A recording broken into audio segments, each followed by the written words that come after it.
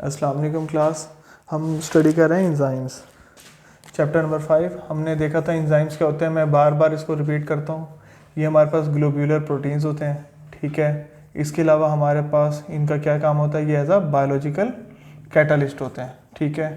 ये मैं चीज़ें बार बार इसलिए रिपीट करता हूँ ताकि आप लोगों के जहन में रह जाए, वाइवा में अगर वो पूछ ले फौरी तौर पे कि एंजाइम्स क्या होता है तो आपको पता हो कि एंजाइम क्या होता है।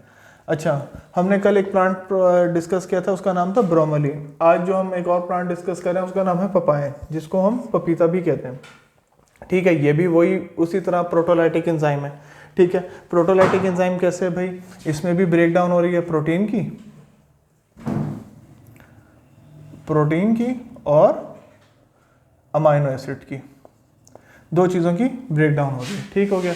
अच्छा, इसके अलावा हमारे पास जो इसमें चीज़ बताई जा रही है वो ये है कि हमारे पास वही 5 हेडिंग्स आ गई हैं। पपायन है, सोर्स है, कलर है, फैमिली है, सॉल्युबिलिटी है, मॉलिक्यूलर वेट है एंड देन यूजेज है। अच्छा, सारी चीज़ें वही सेम है, उसी तरह जिस तरह उसकी हेडिंग्स दी थी हमने ब्रोमेलिन की, सेम एज इट इज़ इसकी भी हमारे पास हेडिंग्स है।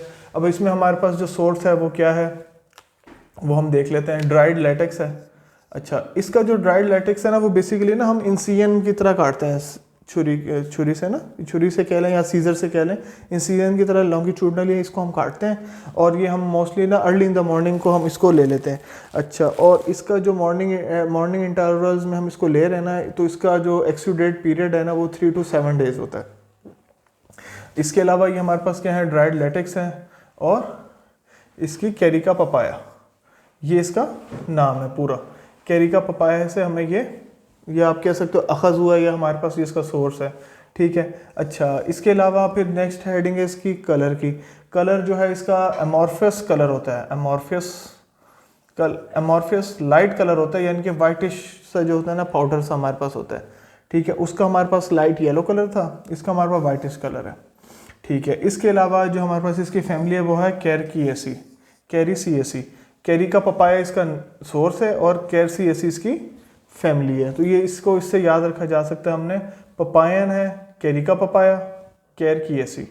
पपायन का सोर्स कौन सा था, ड्राइड लेटेक्स, कैरी का पपाया, ठीक है। और इसके बाद हमारे पास जो फैमिली आ रही है वो है कैरिसिएसी, ठीक हो गया। अच्छा, नेक्स्ट हमारे पास इसमें हेडिंग थी सॉल्युबिलिटी की। उसमें हमने 2-3 चीज़ें देखी थी कि सॉल्युबल वो किस किस में, एसीटोन में या क्लोरोफॉर्म में था, ठीक है। इसका हमारे पास जो है थोड़ा सा यूनिक है, इनकम्प्लीट सॉल्युबल इन वाटर है but insoluble in alcohol, ether and acetone. ये 3 चीज़ें इसमें, अल्कोहल, ईथर एंड एसीटोन में ये टोटली इनसॉल्युबल है।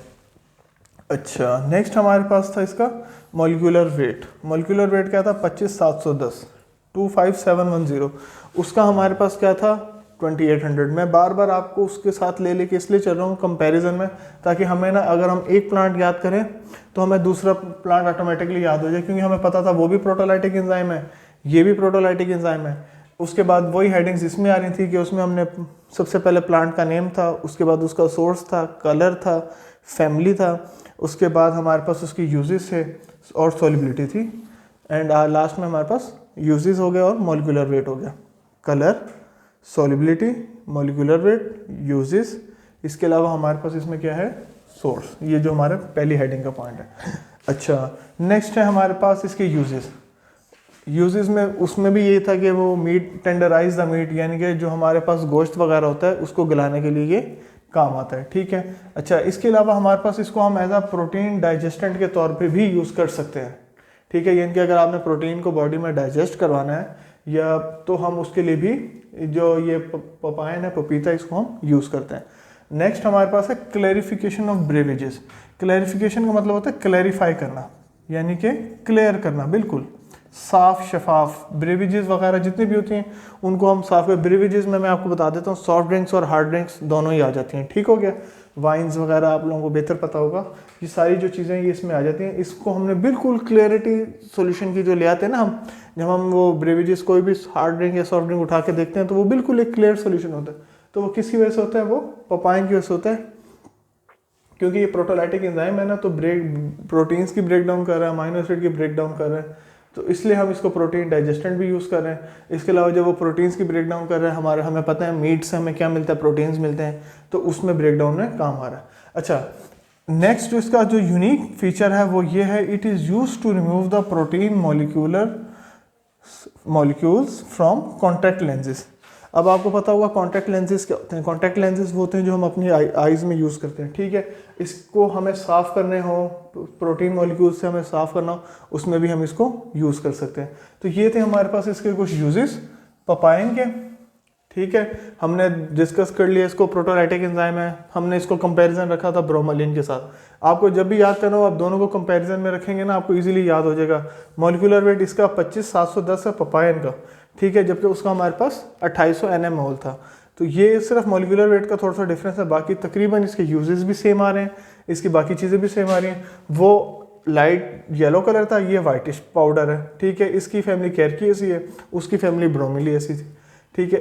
ड्राइड लेटेक्स ऑफ कैरी का पपाया। बाकी मैंने इसकी प्रिपरेशन मेथड बताया, अगर आप लोग इजीली वो कर सकें कि हमें लॉन्गिट्यूडनली इंसिजन में काटने हैं, 3 to 7 डेज़ का इंटरवल है और हम इसको मॉर्निंग इंटरवल्स में ये लेते हैं, तो वो हम उसको भी कर सकते हैं।